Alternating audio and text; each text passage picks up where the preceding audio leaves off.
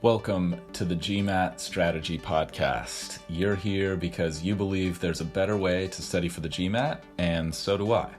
I created the GMAT strategy to maximize your results and minimize your efforts so you can get to the fun parts about business school and life as quickly as possible.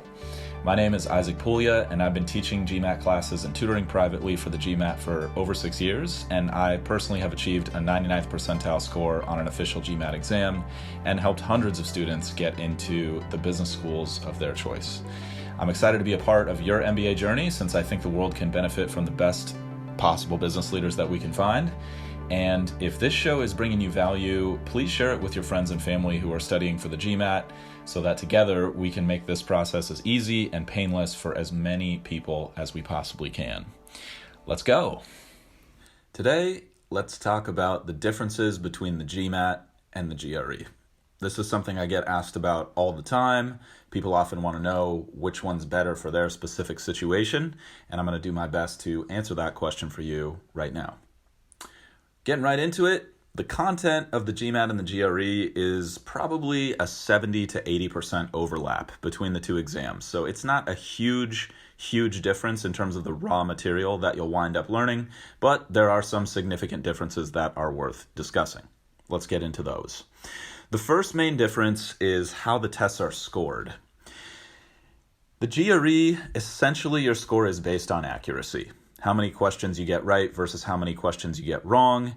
The difficulty level of those questions you get right and wrong is not super important. There's a tiny bit of that plays into the score, and I'll give you the specifics on that in just one moment, but it's radically different from the GMAT in that respect.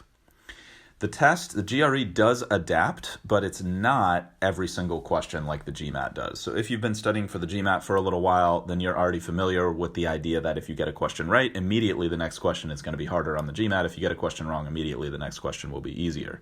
The GRE is not like that. You'll take an entire section, you'll answer all the questions, and depending on your accuracy on that section, your next section will either be easy if you don't do so well, medium if you do okay, or hard if you do really well. And that happens in the math sections, of which there are 2 that count for your score, and the verbal sections, of which there are 2 that count for your score. So there's a lot of strategy that goes into that, but just for now, if you're struggling with the GMAT algorithm and the way the test is adapting from question to question, the GRE might be a good fit for you.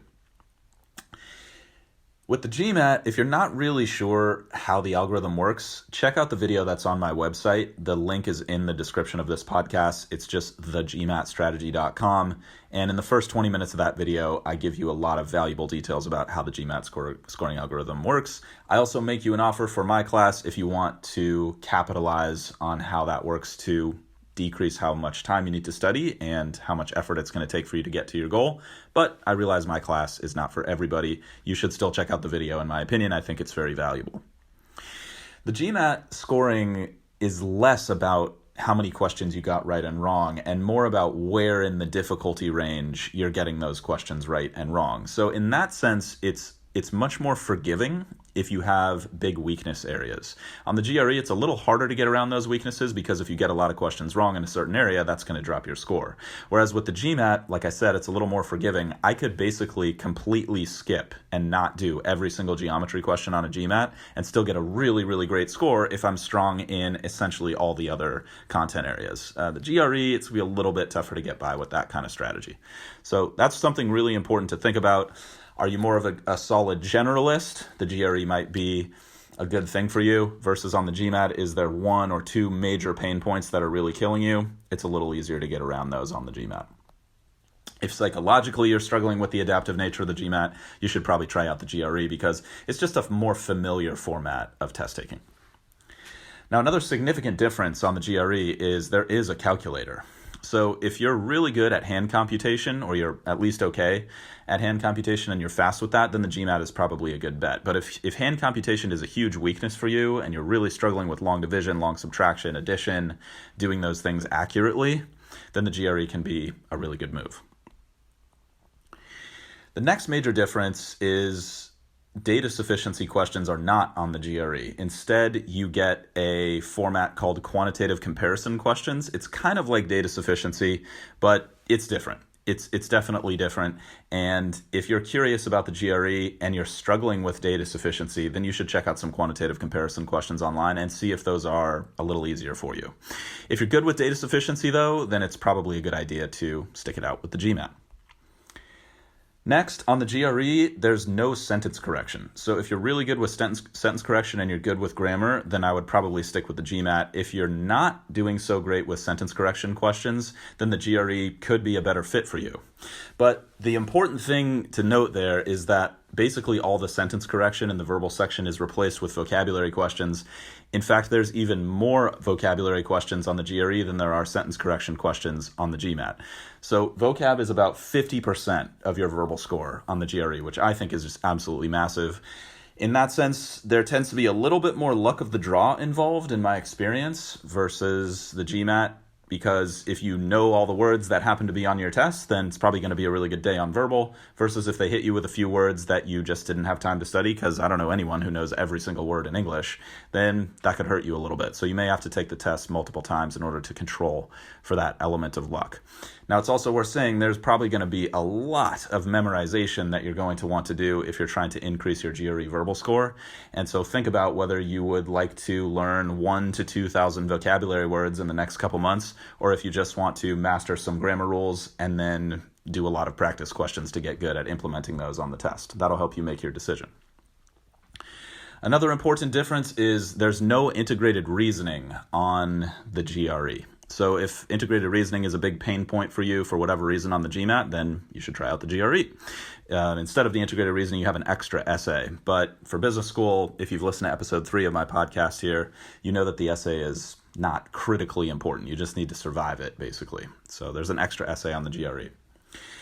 If you're good at IR, probably want to stick with the GMAT because you can take the essay and integrated reasoning at the end, whereas with the GRE, you have to do both essays at the beginning of the test, and that's going to leave you a little bit more fatigued for the rest of the exam. Now, if you're really not sure after contemplating all that stuff, then you should probably just take a practice test if you're really, really curious. I'll put a link to one of the free official GRE practice tests from ets.org in the description of this podcast, so you can go ahead and click on that. You can, I think, just register with your email and get access to 2 practice exams. And you can just take one of those. You can skip the essays at the beginning if you just want to get a baseline score. Test will take you a couple hours to knock out. And it's a nice way to just get confirmation. Should you switch or should you just stick it out with the GMAT? Now, quick word of advice. In my experience, I would say that the scores are going to be pretty darn close for about 70% of test takers. So you just want to know if you're in that 30% that might benefit from a different exam format. Now, if you're looking for GRE preparation, like you decide to make the switch, then a couple things.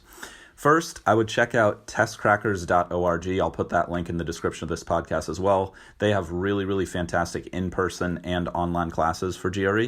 Quick update to this episode, actually. I talked to Yuri and Seth from Test Crackers, and they've decided to partner up with the GMAT Strategy podcast and offer everyone a $100 discount on all of their classes, which is super, super awesome. I'm going to have Yuri and Seth onto the podcast soon, which is super exciting. So if you have any questions that you want to ask some professional test prep instructors, whether they be GMAT or GRE related, just DM me on Instagram or on Reddit at the GMAT Strategy or on Reddit / the GMAT Strategy. I'm going to put the discount code in the description of this podcast. It's going to be T as in the, G as in GMAT, and S as in strategy. So you just punch in TGS at checkout to get $100 off any in-person GMAT class or GRE class at Test Crackers. Now, because of the corona situation in California right now, as of March 2020, all of our classes at Test Crackers are digital now.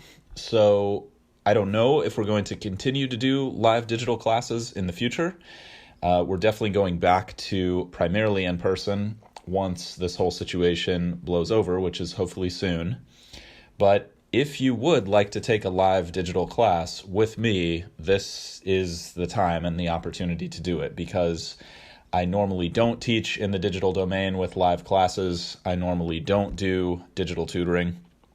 But if that's something you're particularly interested in at this time, then now would be the time to do that. If we decide to continue that, then we'll continue it if it does go well.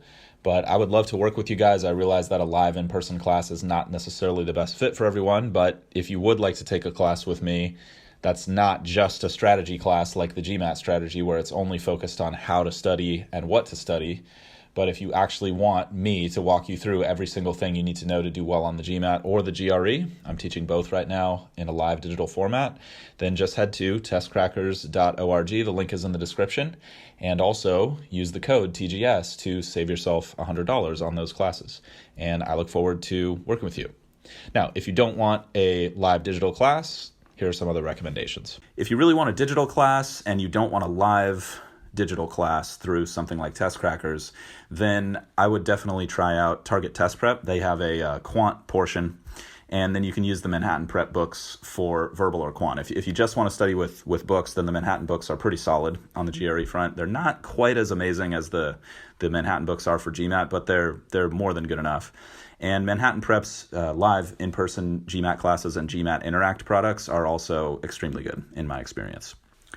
Quick little insert here that I forgot when I made the original recording. One of the main questions I get asked is, do business schools view the GMAT and the GRE the same? And here's really the truth of this. If your school accepts the GMAT and they accept the GRE, then they view them exactly equally. Despite what you may have heard, they view them exactly equally. Now, if your school does not accept the GRE, then that makes your decision of which exam you should take significantly easier. Okay, so I would just not worry about that. Pick the exam that you think you're going to perform best on and work your face off until you get to the place you want to be. Now, one last thing, if you do decide to switch to the GRE because of this episode, I would definitely appreciate you sharing this podcast with a friend who's studying for the GMAT, or maybe just leaving a rating or a review, because I'm basically taking you out of the GMAT ecosystem and hopefully doing you a really big favor. Now, at the end of the day, the only thanks that I want from you who are listening to this podcast is to go out and be super successful in business and become really, really awesome leaders and create great places for people to work and do really awesome things for the environment and be socially conscious. But if that's not your thing and you're just trying to get to the next level for other reasons or other desires, I respect that. That's just my hope with creating this material. As always, my greatest hope is that this will make your studies in general as easy and as painless as possible. This is what I'm about here. If you want more tips and strategies for optimizing your performance on the GMAT, just head to my website, click the link in the description of this podcast, thegmatstrategy.com, and check out my free video where I show you how to achieve your goal score in half the normal time and with half the normal effort. In the meantime, this is a weekly show, so please subscribe and stay positive and stay consistent with your studies. I'll talk to you soon.